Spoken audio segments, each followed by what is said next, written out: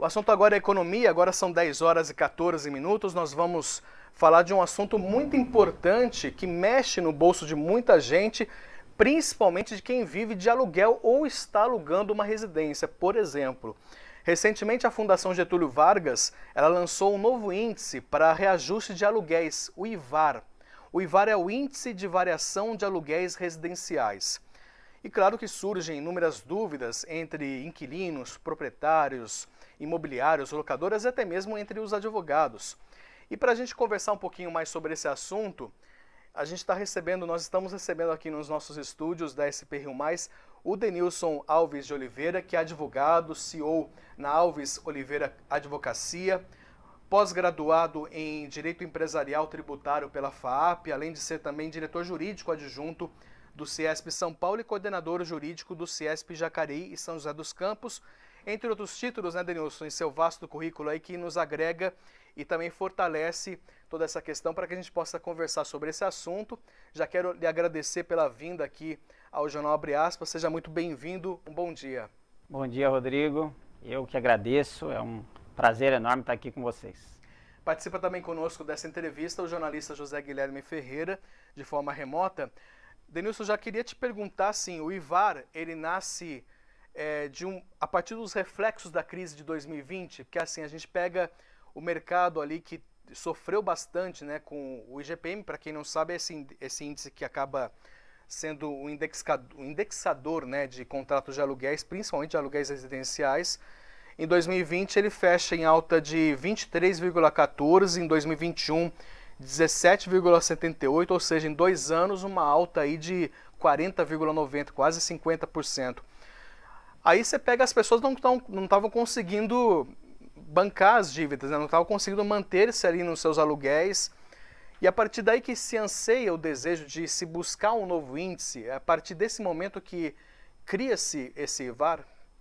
Exato, né? O IVAR ele vem exatamente para trazer uma realidade do mercado de locação residencial. Então ele usa uma metodologia que é de medir exatamente como está esse mercado. E é um mercado que, apesar da inflação e da alta de preços, que foi até dentro da metodologia do IGPM, né, que deu todos esses números que vocês apontaram, ele não reflete exatamente a realidade. Por quê? Quando existe uma queda de poder aquisitivo da população, automaticamente esses preços acabam caindo, acabam havendo negociações para se ajustar a essa realidade.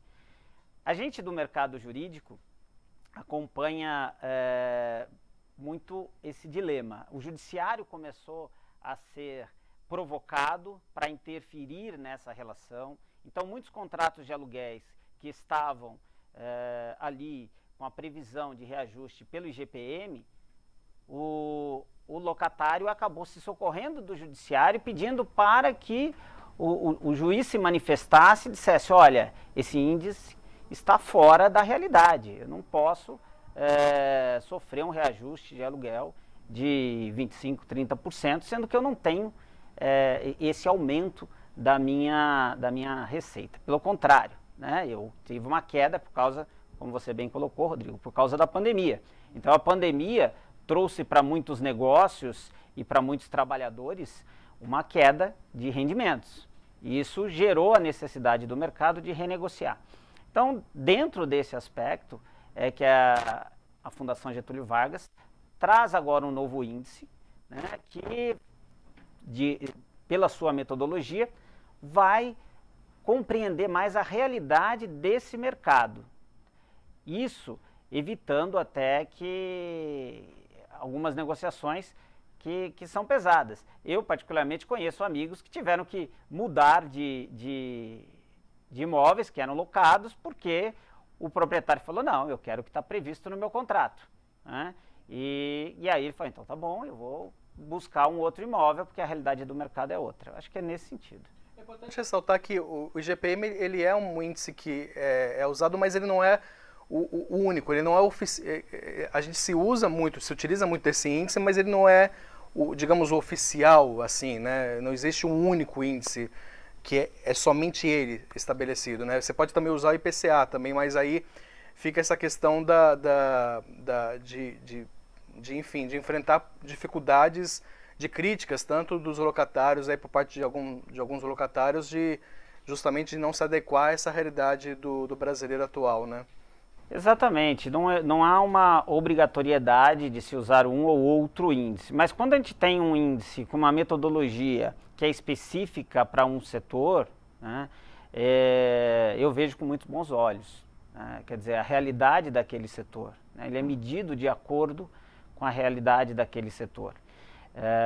Não que não se possa continuar usando o IGPM, a gente observa contratos em que muitas vezes está escrito, né, a gente já começa a escrever nos contratos, olha, IGPM ou IPCA, aquele que for menor, né?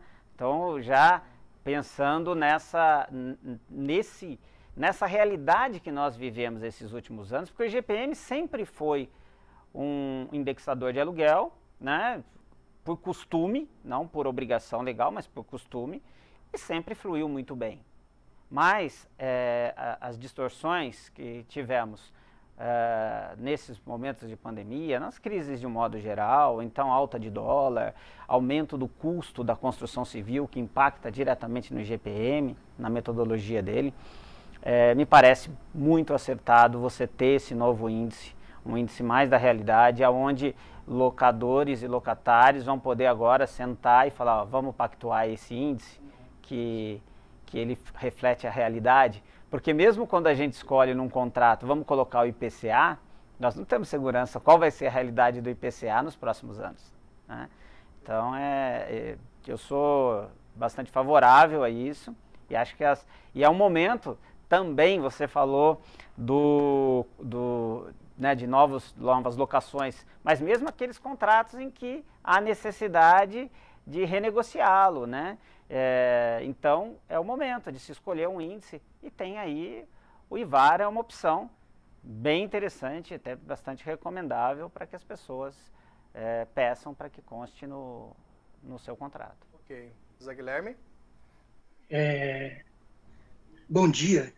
A gente tem aí o histórico do IGPM ligado aos momentos da hiperinflação, que o locador precisava aí de garantias para se proteger, né, no galope da inflação.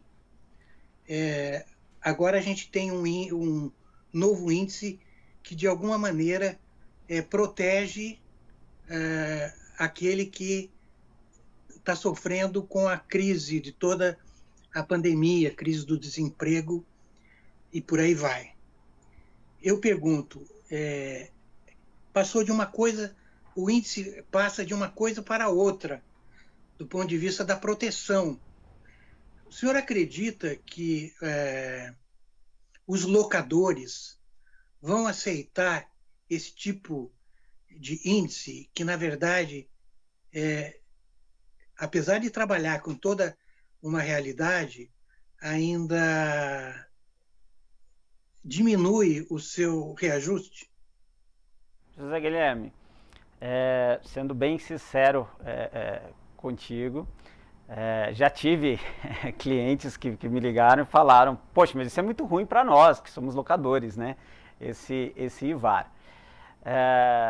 Mas eu entendo que não, porque eu acho que o contrato ele precisa trazer segurança jurídica entre as partes. Não adianta nada você ter um índice, né, que não reflete uma realidade de mercado e que depois nas renovações ficam aquelas brigas, aquele desgaste, né, a grande maioria dos contratos foram renegociados as questões de índice. E hoje a gente está falando de um índice que é baixo, que está muito abaixo, salvo me engano, fechou acho que fechou em negativo 2021, né, o IVAR, no ano, né, o índice do ano, mas é porque ele reflete a realidade do mercado. Vamos dizer que se o mercado tiver um boom, né, com relação aos valores de aluguéis, ele também vai refletir essa realidade de mercado. Eu acho que você está acompanhando um índice que reflete uma realidade é o melhor, né? Então, não adianta também eu ter um índice que depois vai fazer com que o meu cliente, o meu inquilino, vá buscar o judiciário ou mesmo vá pedir uma rescisão de contrato. Às vezes eu tenho um bom inquilino, né? Eu conheço casos de inquilinos que não gostam de negociar e que simplesmente na época do aumento, quando chega o aumento para ele, fala: vou mudar de residência, o aumento é muito alto, não vou negociar, eu pactuei isso, ok, eu concordo, mas eu vou mudar, né? E muitas vezes você perde um bom inquilino por causa disso. Então, é claro que vai haver um momento, né? Estamos vivendo um momento de uma nova cultura, os locadores vão ter que se adaptar a esse novo índice. Bem ou mal, estamos acostumados com o IGPM, é um índice que trouxe tranquilidade para o mercado por muito tempo e que agora a gente tem que se acostumar com esse novo índice, com o IVAR. E já temos até decisões judiciais determinando que seja aplicado o IVAR em contratos de locação, na verdade, que não tinha índice estabelecido, tá? Eu só queria colocar que, segundo os próprios técnicos da Fundação Getúlio Vargas, né, a pesquisa para a formulação desse índice leva em conta os dados de contrato, né, e não das ofertas, o que é diferente, né? Quer dizer, você tem os valores das ofertas e, de um lado, você tem o que realmente é praticado, né? E aí você tem realmente uma noção do que acontece. Ainda mais que a amostragem é bem grande, né? Espero que aumente mais, né? E possa incluir outro tipo de cidades, não só as capitais, né? Bem observado, José Guilherme. Ainda essa amostragem está pegando uma realidade das principais cidades do país, né? E isso não necessariamente reflita a realidade de todos, né? Mas eu acho que pelos índices que foram criados em termos de peso, né, de cada cidade, traz pelo menos algo mais próximo da realidade do que um IPCA, que é o índice de preço ao consumidor, né, ou o próprio IGPM. Então, enfim, eu vejo com muito bons olhos.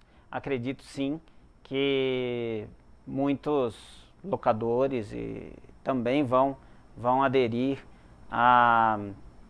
ao IVAR em substituição a índices como o IPCA e o IGPM. Rodrigo. Apenas então para a gente já finalizar aqui, mas como o senhor mesmo vem colocando aqui nas respostas, há uma expectativa, então um otimismo, digamos assim, diante da aplicação. É claro que é o avanço da questão da aplicação desse índice, né? Com o tempo a gente vai vendo essa questão toda do índice sendo aplicado, dos contratos e tudo mais. Mas então há uma expectativa positiva para com os locatários, também para com quem está aí alugando, para adotar, e é um índice que não necessariamente substitua, né? Ele acrescenta mais um índice, né? O IVAR ele vem acrescentar para poder ter essa oferta, né, para negociação, né? Exatamente, Rodrigo. Eu vejo com muito bons olhos. Eu acho que tudo que a gente pode evitar conflitos, evitar discussões, né? Eu acho que esse é o grande papel, apesar de ser um advogado que está aqui falando com vocês, mas até né, a própria postura a nossa visão da nova advocacia, do jeito novo de advogar, que é o quê? De você tratar os problemas e não deixar que eles virem conflitos. Então, quando você tem um contrato bem feito, quando você tem cláusulas bem definidas, esse contrato ele funciona como um manual, ele funciona como algo para você consultar. Tenho direito a isso? Tenho direito àquilo? Eu uso o meu contrato como um manual. Quando eu tenho um índice que ele reflete uma realidade de mercado, eu diminuo embates, diminuo discussão. Eu vou dizer o seguinte: nossa, se o mercado está pagando isso, como é que eu vou discutir? Se eu não tenho condições de pagar, eu vou para um imóvel mais barato, né? Mas esse é o valor de mercado. Então, eu vejo com muito bons olhos a criação desse novo índice. Vamos aguardar para ver se o mercado vai recepcioná-lo com esse mesmo otimismo do qual o nosso escritório temos com relação a ele. Claro, vai haver uma certa resistência, é normal, sempre que há uma mudança existe algum tipo de resistência, mas a Fundação Getúlio Vargas já é tradicionalíssima na criação dessas metodologias e são índices que vêm normalmente para ficar. Eu sou bastante otimista, gostei bastante da metodologia do IVAR. Muito bem, nós conversamos aqui com o advogado Denilson Alves de Oliveira, que participou conosco aqui, trazendo essas informações sobre o IVAR.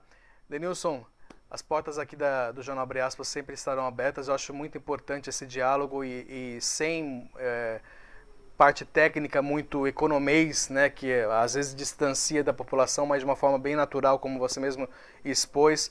Até porque mexe com todo mundo, né? Mexe com o bolso de todo mundo, né? Então, queria lhe agradecer pelo bate-papo, pela entrevista e possamos trazê-lo aqui novamente para outros assuntos interessantes também relacionados à economia. Muito obrigado e uma ótima semana aí para ti. Eu que agradeço, Rodrigo. É um prazer enorme. Estarei à disposição de vocês. Sempre que precisarem, a gente vai estar aqui para poder trazer um pouco mais de informação e sempre com esse objetivo. Uma linguagem mais simples, uma linguagem compreensível, que esse é o nosso objetivo, né? Levar a informação às pessoas. Quanto mais informação, menor a possibilidade de conflitos. Eu acho que é isso que a gente precisa buscar. Com certeza. Obrigado, doutor.